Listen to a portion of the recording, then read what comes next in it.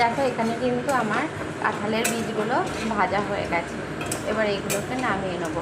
আবার তার সাথে সাথেও কিন্তু একটু করে নিলাম, দেখো রাতে ডিনারের জন্য একটু পনির আর কি চানা পনির করব। তার জন্য একটু পনিরটা ছোটো ছোটো করে কেটে আর ক্যাপসিকামটা কেটে নিলাম। তারপরে চানাটাও সিদ্ধ হয়ে গেছে এর মধ্যেই, এটাও করে রাখবো এখন, কারণ রাতে করতে ভালো লাগে না। তার জন্য এখনই করে রেখে দেবো। রাতে লুচি হোক, পরোটা হোক বা নান হোক, যা হোক কিছু করবো, সেই ডিসিশানটা পরে নেবো যে কী করবো। ঠিক আছে, তোমাদেরকে তখনও সেটা শেয়ার করব। এখন তাহলে রাখছি। দেখো কড়াইতে কিন্তু তেল গরম করে লঙ্কা, সর্ষে, তেজপাতা ফোড়ন দিয়ে আমি নারকেলটা দিয়ে দিয়েছি। নারকেলটা ভাজা ভাজাও হয়ে গেল। এবার কিন্তু চাল কুমড়োগুলো দিয়ে দেবো।